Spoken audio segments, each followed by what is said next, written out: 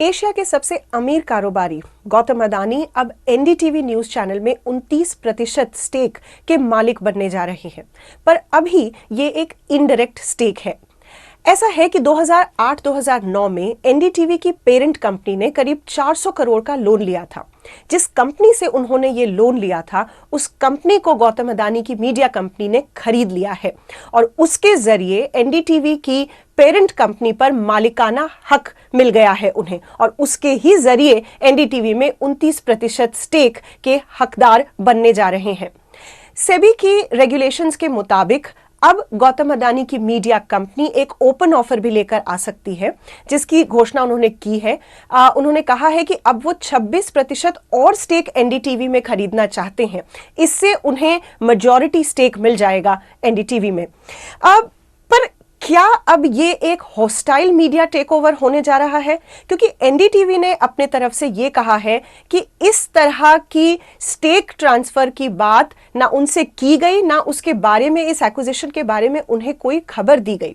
आलोचकों का कहना है कि जो लोन अग्रीमेंट एनडीटीवी की पेरेंट कंपनी ने किया था, उस लोन अग्रीमेंट को अगर समय पर चुकाया नहीं जाता है तो इस तरह से स्टेक कंट्रोल लेने के डर हमेशा रहते हैं, तो उन्हें इसकी खबर या उसका अंदाजा शायद पहले से था। पर स्टॉक एक्सचेंज को और अपने एम्प्लॉइज को एक चिट्ठी में फाउंडर्स, प्रमोटर प्रणय रॉय और राधिका रॉय दोनों ने यह बात जाहिर की है कि इसकी चर्चा ना उनसे की गई थी, ना इसके बारे में उन्हें कोई खबर थी। प्रणय रॉय और राधिका रॉय दोनों मिलाकर करीब 32% एनडीटीवी के हिस्सेदार हैं। भारत की मीडिया इंडस्ट्री में अपनी पकड़ बनाने के लिए गौतम अदानी ने ये कदम उठाया है। पहले उन्होंने एक छोटी पहल की थी। राघव बहल की company digital media platform Quintillion में एक माइनॉरिटी स्टेक लिया था, और अब एनडीटीवी में इस तरह से स्टेक खरीदना ये एक बहुत बड़ा कदम है। विशेषज्ञों का ये भी कहना है कि गौतम अदानी की मीडिया इंडस्ट्री में इतनी बड़ी एंट्री के बाद से काफी कुछ बदल सकता है। सबसे पहला तो ये कि वो एक दूसरे बड़े बिलियनियर होंगे जो मीडिया इंडस्ट्री में आएंगे। उनके जो सबसे बड़े राइवल हैं मुकेश अंबानी, रिलायंस इंडस्ट्रीज के ओनर, वो ऑलरेडी नेटवर्क 18 जैसी बड़ी मीडिया कंपनी के मालिक हैं, और उसकी वजह से मीडिया इंडस्ट्री में उनकी बहुत पकड़ है। पर अब उनको गौतम अदानी टक्कर दे सकते हैं।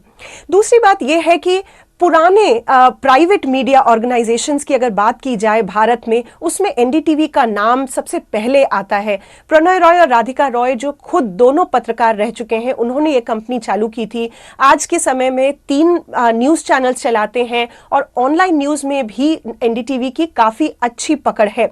इस वजह से ये गौतम अदानी जो अपना मीडिया में नाम आगे बढ़ाना चाहते हैं, उनके लिए ये काफ़ी फायदेमंद हो सकती है। पर साथ ही साथ सवाल यहां पर यह उठता है कि एनडीटीवी क्यों?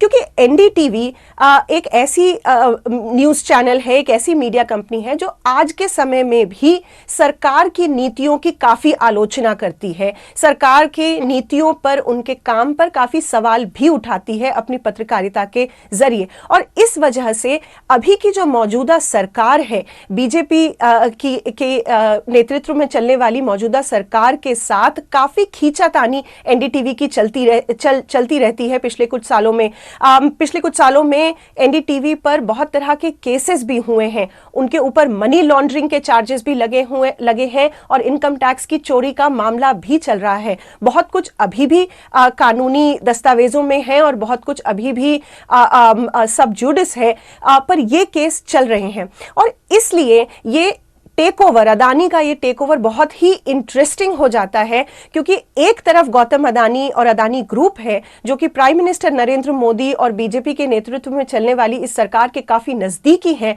और दूसरी तरफ एनडीटीवी है जो काफी आलोचना करती है। तो गौतम अदानी का एनडीटीवी में इस तरह का इंटरेस्ट और उसकी टेक ओवर की काफी चर्चा हो रही है।